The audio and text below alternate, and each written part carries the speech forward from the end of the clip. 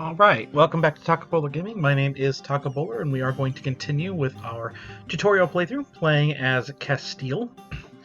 And what I have done here is that the Mamluks are growing incredibly strong, so I am kind of trying to figure out how I defend myself against them. I have some large allies, but if I can maybe pick up one of their strong rivals, like France or the Ottomans, because the other one is me, then that might be something else to look at. And the Ottomans did not rival me, so there's a chance. The enemy of an enemy is there, so there's a chance. I might have to undo Austria, we'll see. But I'm going to improve relations of the Ottomans up to as high as they will go, and then see where we're at. Who knows? Maybe. But I wasn't using my diplomats anyway, so we'll go ahead and have that there.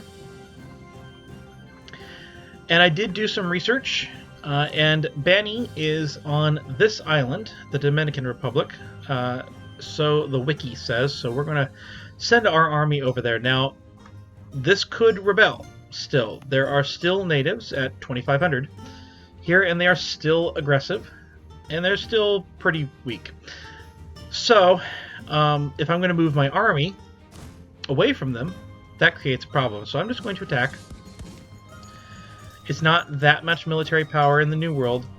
We're going to go ahead and just attack them, wipe them out.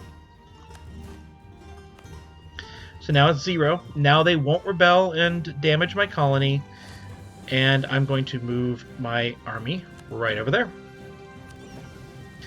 And the fleet should go with it. Now, the army will take an attrition until we get off the sea. That's fine. And these guys are also going to take attrition. So we're going to bring them back home. You can see they're pretty well damaged. And we're just going to explore what remains of this island. Here, we're going to hold the shift key. And I think I know all of the rest of the territories. So we should be okay. There it is. There is Bani. So now you know where it is for that mission when you get there. And so we're going to head up here and we're going to discover the Caribbean, and that's going to give us global settler increase of 15 for 15 years, and that will make our colonies grow even faster. One of the reasons I like playing Castile is that they do have that bonus of getting their colonies growing really, really, really fast. In fact, we're up to 80 a year, which is very fast for this time period of the game. And we're just going to continue on over here. And then I'm actually going to wait for one more month of repair for those boats. And I'm going to tell my army to head over to Cuba and look at the rest of Cuba over here as well. Now, I have a technology that I could invest in. The question is, do I want to invest in this technology? This would let me build a workshop, but I'm saving my money for institutions. Right now, this technology is 10% cheaper for me to take, but it still costs me 736, and keep in mind the base is 600. And it cost me 736 because the institution penalty is at 31%. So what I'm actually going to do is I would much rather wait and take this technology after I've embraced the institution, because it doesn't give me anything. It's not my lowest, so it's not going to affect unbalanced research. Well, it would affect unbalanced research, but I have 11 years before tech level 5 gets to be unbalanced. So I gain nothing, because I'm not going to spend money to build any of these 3 buildings. I gain nothing from getting this technology.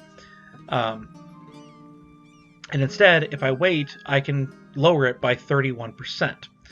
So instead, we're going to develop. And I have 2 options here. I can develop by just the lowest cost for development at 43 and develop in Cuenca.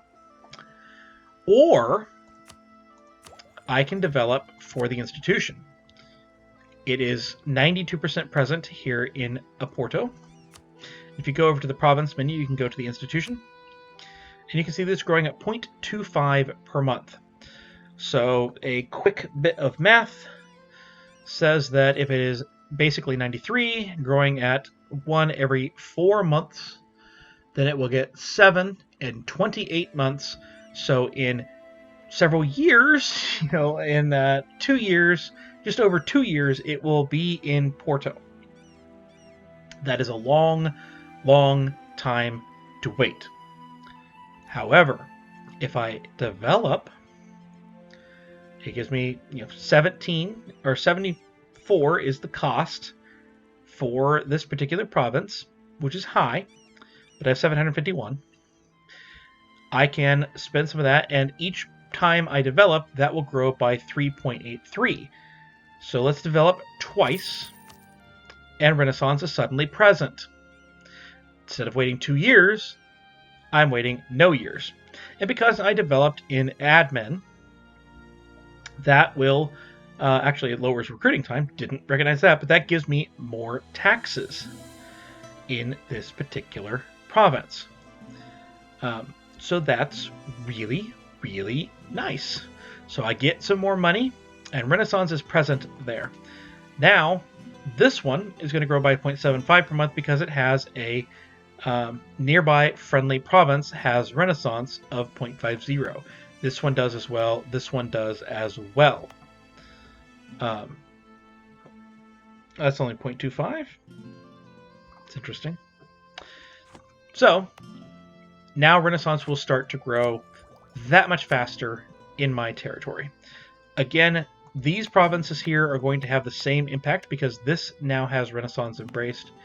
So this one's growing at 0.80 per month, and this one is now growing at all. We still have Toledo and I think it's Sevilla that they're growing as large as they can. But we're going to have Renaissance growing quickly. So I would advise doing it that way, but you don't have to. Now we're going to take these two, bring them in, I guess in here. And we're going to combine them together with G, and I'm going to protect trade in the Ivory Coast. And hopefully these two navies will be close enough together at some point that they will combine. They'll combine if they're both in the same province and haven't locked at the same time. And that can be, sometimes it can be frustratingly long before that happens, but it should eventually happen. Now, this is here. Presumably it has happened before in this game, and I've just clicked off of it. But every time your colony gets to 400, its trade good gets determined. So every province has a trade good, and every uncolonized province has ones that are, oh, hey, we're getting attrition. We need to get there. Every uncolonized one has a question mark. It is unknown. And if you hover over it for long enough, you can see the percentages of what might show up in that particular colony. When it gets to 400 settlers, you roll for it, and it gets coffee. So that's where we're at there. And I'm going to have my Conquistador here.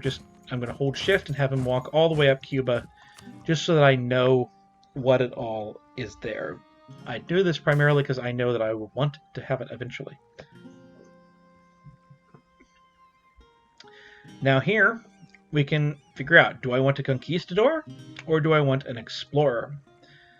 Normally the answer would be Conquistador. However, my current Conquistador is a 2210. This would be a 2250. That's not nothing, that extra movement. But I already have a Conquistador, I already have a General. And although I have an Explorer, it's nowhere near a 225. Both of them give me military power. I wish one gave me Diplo power. Normally the answer would be a Conquistador. But at the moment, Diplo power is nice. Having a good Explorer is a good idea. Let's go ahead and do that. And we will put the new Explorer, who's way better, on. And then we do have too many military leaders, so we will dismiss the old Explorer. And that's fantastic. Now, one thing I could do is just continue to explore around, but I know that mostly I'm going to be in the Caribbean for a little bit, trying to create a colonial nation in the Caribbean. What do I need to create a colonial nation? Well, I need... Oh, hey, the natives attacked in Havana. in order to create a colonial nation, I need 5 provinces in that colonial region. So you'll remember, if you go over to geographical map modes, I have actually saved this under trade, but you can save it under like one of your ones down here or whatever. That the colonial Caribbean is all of this. So I need any 5 in the colonial Caribbean to be fully colonized, and I will have a colonial nation. So that is something to remember there. I am going to go ahead and start to build a spy network on this nation here, because I have looked ahead, always periodically look ahead, and I know that this one, the Spanish Main, requires that I have 5, essentially I have a colonial nation in the Colombia region, the colonial Colombia region, which is this one down here, and if you hover over it, you can see the purple outline of the Colombia region. And then this one is La Plata, which is down here. I could, look down there, but we're not going to. So I'm going to go ahead and build a spy network up, because I know that if I have 20, because I have exploration ideas finished out, I can claim that territory if I really want to. Now we're going to go ahead and return our men down to this colony.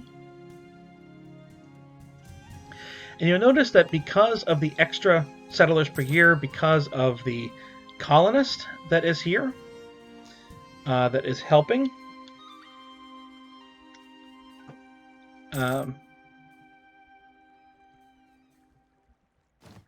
each month you have a 32% chance to increase the population by 25, growing by an average of 98.04 per year. Because that colonist is there, you'll notice that Trinidad has actually outpaced Tenerife.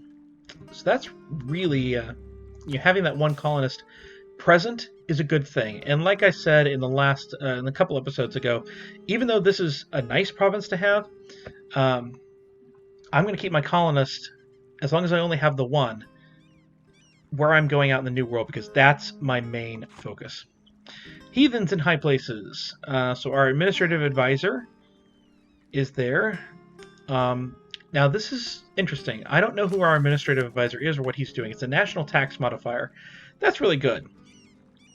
But it is not worth 35 opinion with every Christian country in the world. We're going to just let him go at the cost of 25 administrative power and our advisor. And we have a lot of administrative power, but remember, we are 2 technologies behind. Once we do embrace the institution, we're going to want to have as much admin tech as possible, and we're going to want to, get caught up. So I am still going to go replace that advisor with somebody.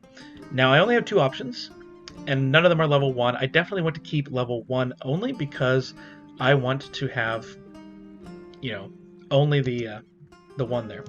And before I get to the next month, when you get to the next month, your advisor pool will reset. I now have a navy, so we're going to actually convert Gabu. We're going to spend the 2 ducats to convert Gabu. And so on the monthly tick, there we go. I have a navy so I can deal with the fetishist zealots and things like that.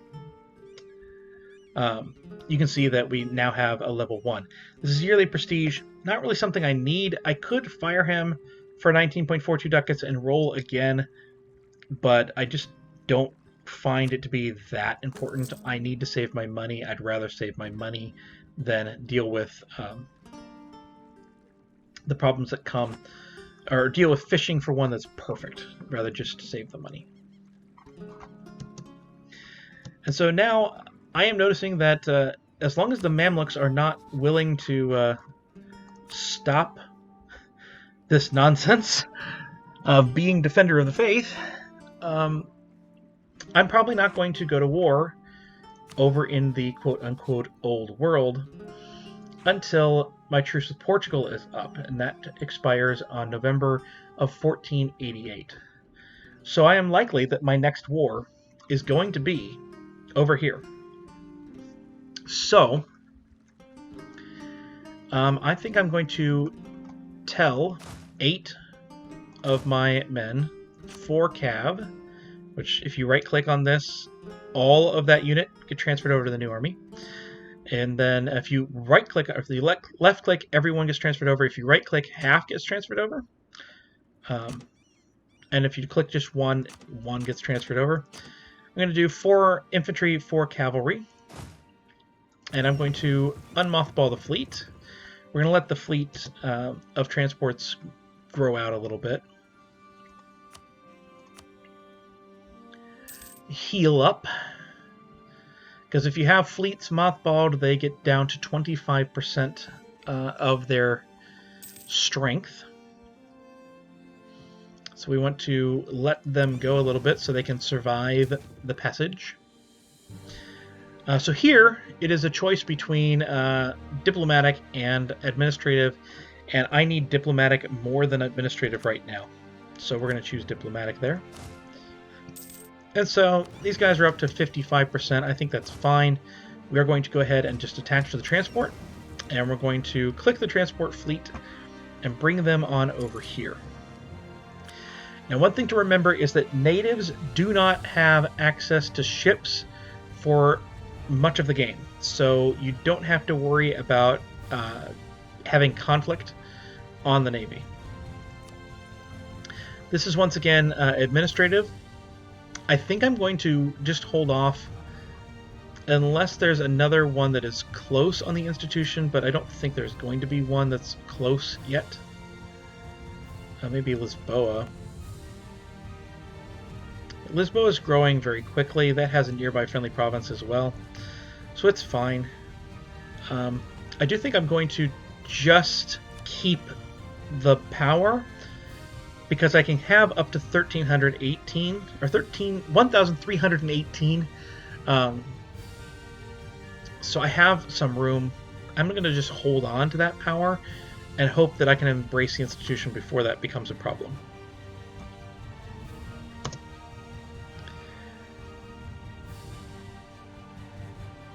And so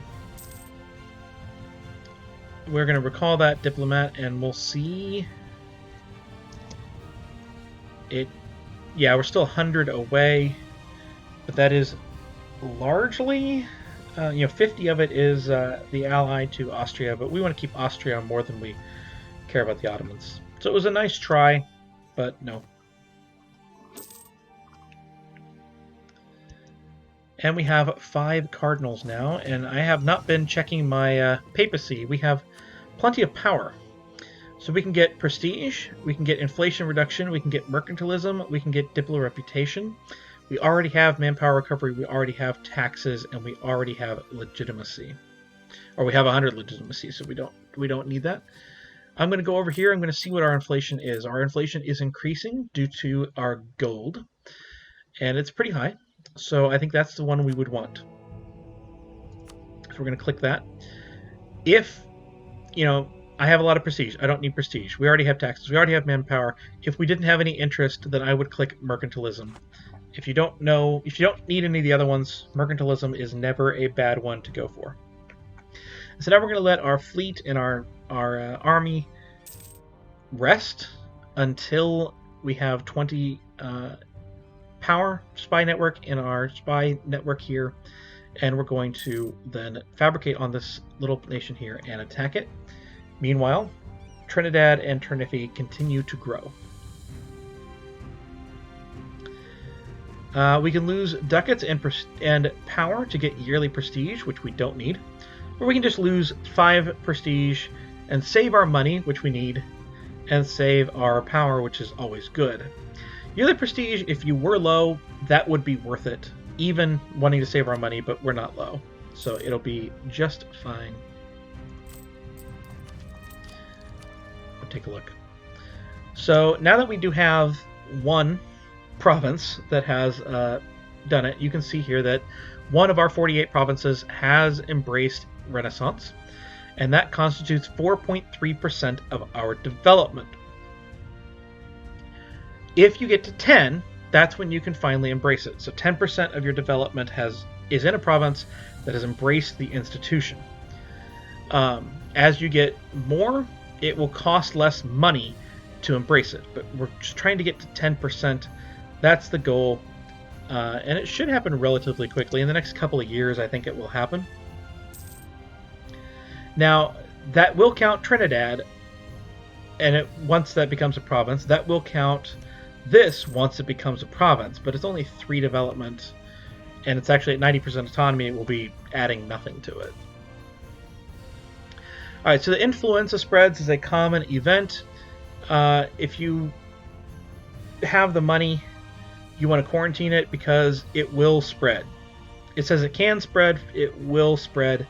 You want to go ahead and quarantine it as much as possible.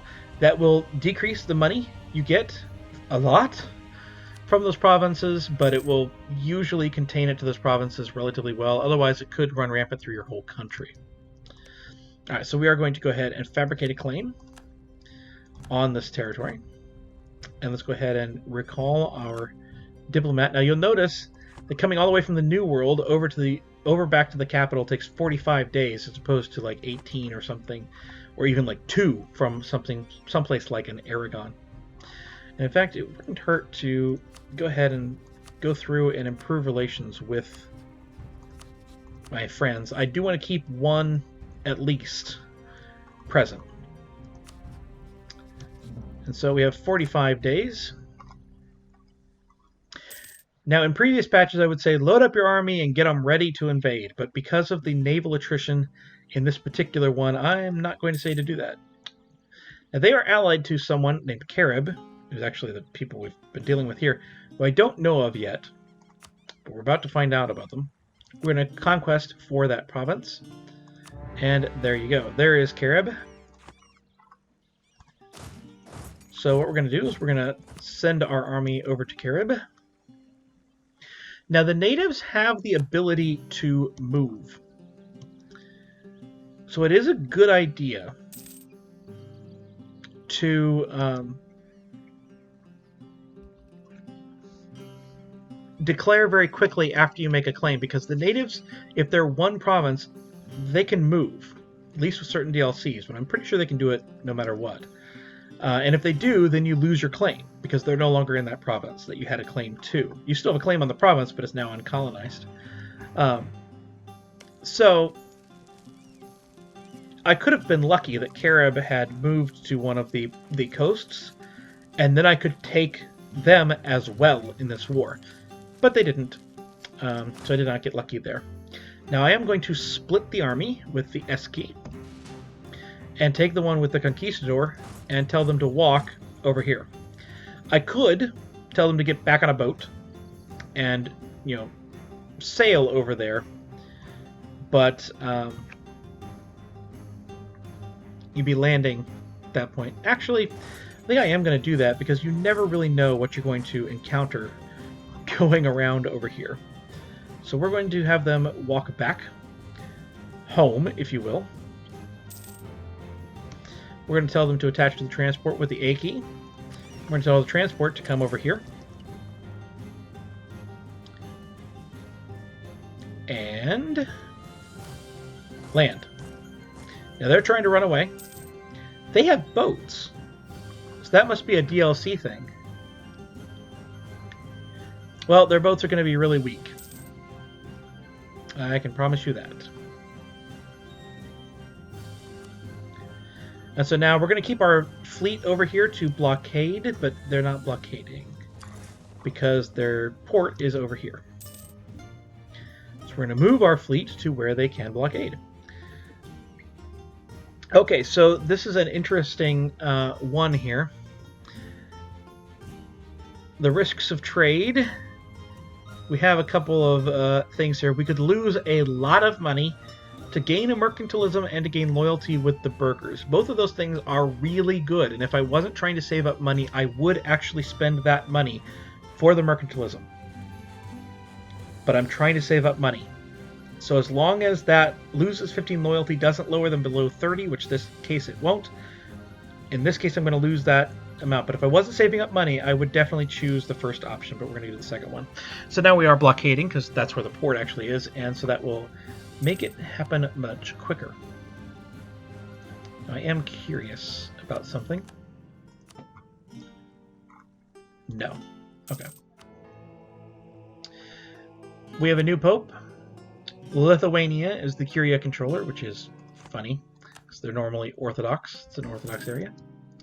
Alright, so our colony in Trinidad has become self-sustaining. We have completed the mission Caribbean Colony, and that gives us settler chance plus 20% for a while. And so now we know that the next missions are to get 5 in La Plata and 5 in the Caribbean here. Or in... is it Caribbean? No, it's Colombia. But I want to also get 5 in Caribbean. Now, where should you colonize? If you go over here to the centers of, or to the trade, you should colonize the centers of trade. This will give you more, or this will give the colonial nation more power, and by extension, it'll eventually give you more power. You don't really have to min-max trade, but if you're choosing where to colonize there. Okay? Colonize your centers of trade in the node. And you'll notice that Trinidad's not even in the node, and we already have 56% power, because there's pretty much nothing over here yet. As nations come in, fill in, more power will be present, and will decrease how much we have. But if we can take the centers of trade, that's really, really important. So I'm going to pick one of these to do first, to take that center of trade first. So probably we'll just kind of go around. I happen to know there's another center of trade in here, just because I know it. But we're going to give that colonist 1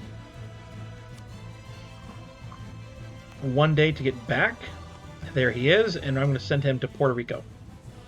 Now the natives here are present, but they're not nearly as aggressive. So we might be able to get away with not having, with not coming in and putting an army there just yet.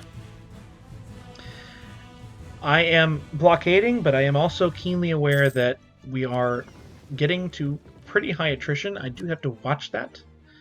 Keep it in mind. Alright, so we have, we will recall that diplomat. We have sieged these guys down. I could take them as a vassal, and then they would be there, and I could eventually integrate them once I put a colony in here. But that seems like a waste of a diplo relation to me. So we're just going to take as much money as we can, which is only 5, because natives are not that rich. We're going to get war reps, which will give us 10% of their pathetic income for 10 years. It's not nothing. And we could transfer trade power as well. Again, that's not going to give us much, but it'll give us something. And we'll have them annul that treaty. It's worth it to lose 1 ducat to get that 1 prestige. That's worth way more to us. And boom, they are out. This army is black flagged, but we can walk them back to here. No problem. Just watch the attrition. The attrition will be at 0 once we take control of this province. We could lose 50 administrative power and gain a level 2 national tax modifier guy, but he is full price. Or we can lose 10 legitimacy. At this point, I would say lose 10 legitimacy. If you really care, you can strengthen the government to get it back, but I don't really care about that much legitimacy. We're okay. At this point, I can really only take about 1 more month's worth of damage. So once the siege tick happens, I have to go home. There we go. Okay, so we are at 50% strength. We no longer having any attrition because we now have a province right next door. I could take this fight, and I'm going to, because then I have a chance of capturing these 2 ships. But if it was more of a even fight, then I could end this war right now, and then that fight would not happen. But I'm going to take the fight because I'm hopeful that I can capture the ships. Ah, hey, there we go. The natives in Puerto Rico are losing a ferocity. We also get chances for assimilation and local settler increase. That's nice. Now you can watch this and you can watch and see, okay, are any of my ships losing strength? They're not. It's not going to happen. And here we can gain inflation for military power, or we can use caution. Usually in this one, if you have inflation completely under control, then gaining the extra power is nice. But honestly, unless you are desperate for that particular power, I usually just say use caution. I actually captured both ships, so that was very worth it. That is free ships that I don't need to worry about. Now, you could look and see, okay, do I need to upgrade those ships? And we'll worry about that once we are upgrading ships, but we don't need to right now. So now I will go ahead and end the war. This gives me 5 aggressive expansion with no one. And now I have a province in the Colonial Caribbean region. And we're going to make that a core. Now, you have to be careful with what you take.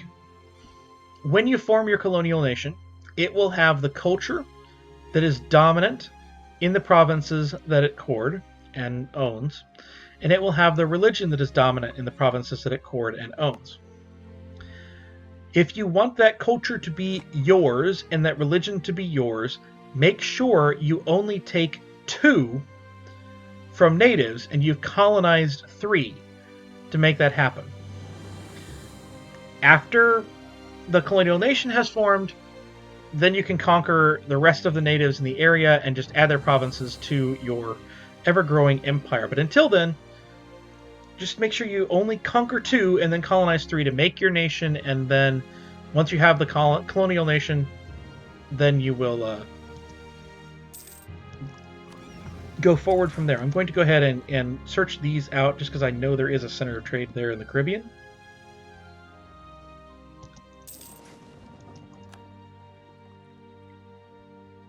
And there it is. You notice it is right here. That little province right there. And I'm going to bring this fleet, actually. This army, I'm going to take it up to Puerto Rico. And I could get this technology as well, but I think we are very close to embracing the institution. Let's figure out how close.